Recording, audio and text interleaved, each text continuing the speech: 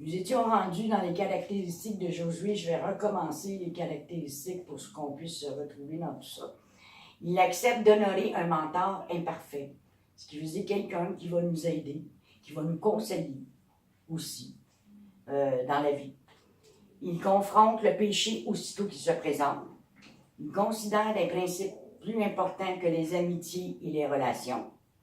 Il est capable de suivre des instructions. Il accepte les temps où il ne semble avoir aucune importance. Il connaît la puissance de la planification et la met en pratique.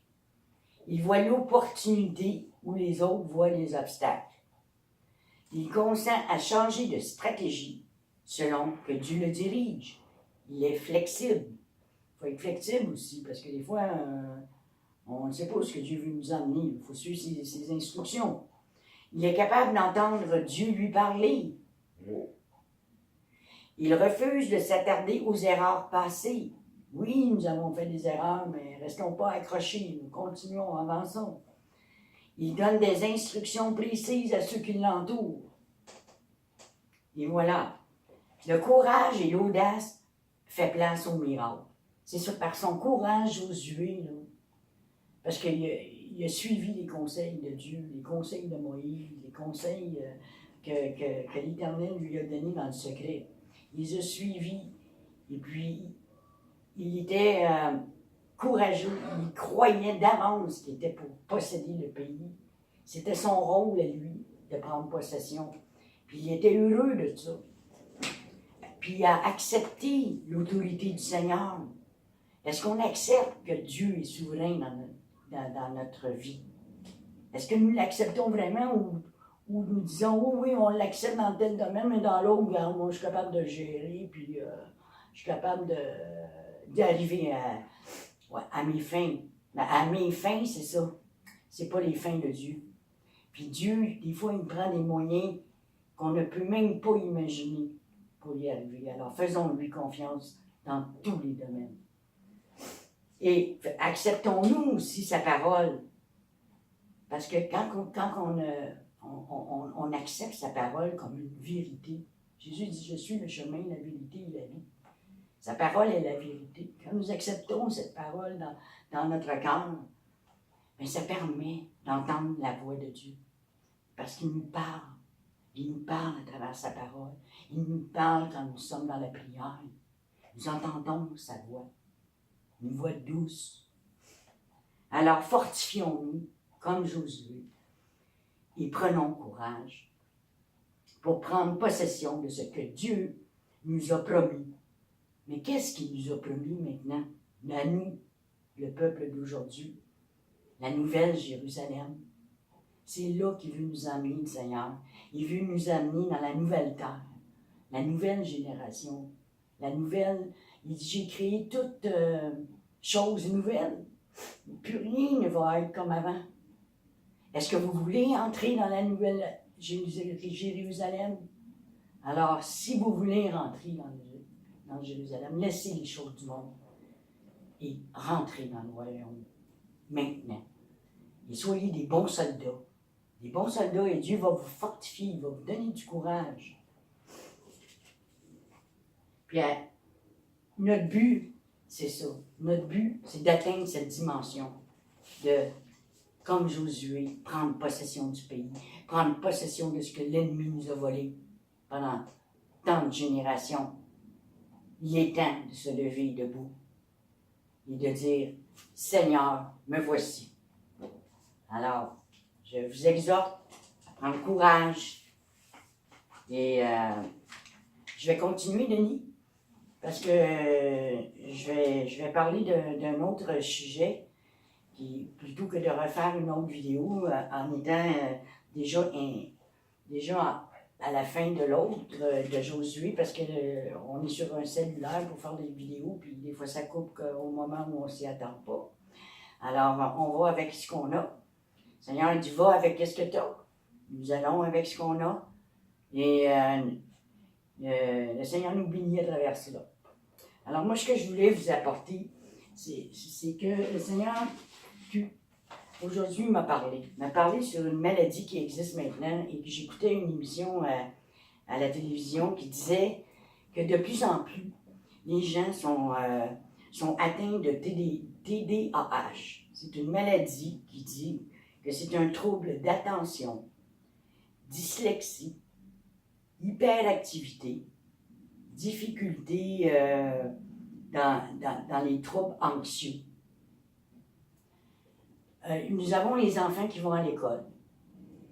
Et les professeurs ils ont des surcharges de travail, ils ont trop d'élèves, ils n'ont pas le temps de s'occuper de ces gens qui sont atteints de TDAH. Alors, ils leur suggèrent de prendre du Ritalin ou toute autre médication pour essayer de les calmer un peu. Parce que là, la patience n'est plus là, c'est nulle part. Là. Fait que, mais il y a des façons de faire avec ces gens-là, mais ils n'ont pas le temps. Malheureusement, ils n'ont pas le temps. Et souvent, les médecins disent, bon, c'est juste avec la médication que vous pouvez vous en sortir. Dans le fond, vous allez vous calmer, puis vous allez pouvoir avoir plus de moments d'attention.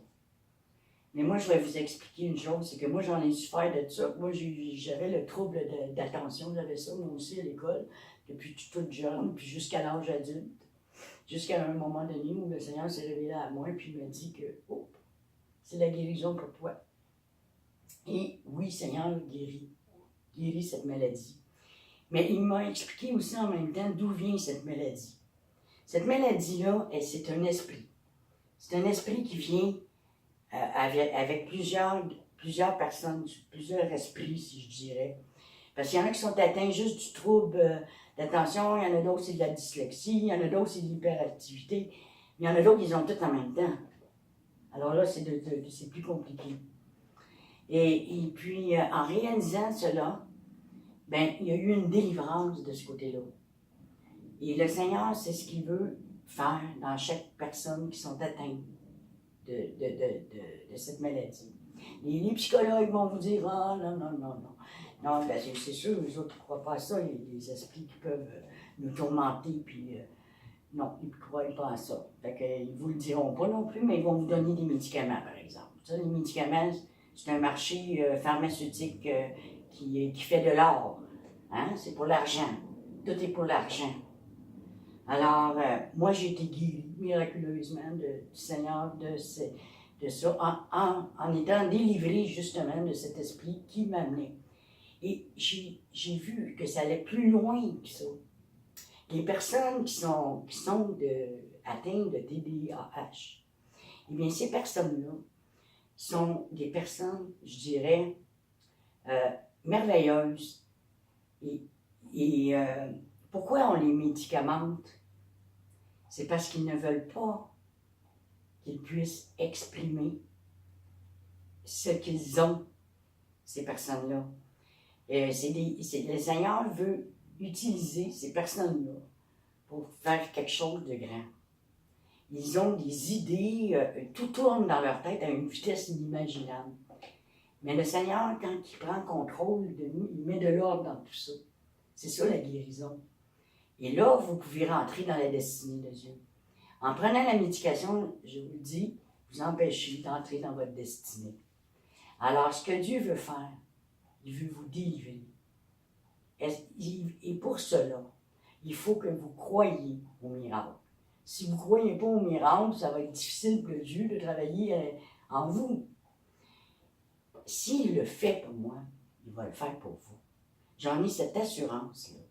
De délivrer cet esprit qui vient vous tourmenter pour vous empêcher de faire la destinée que Dieu vous a réservée.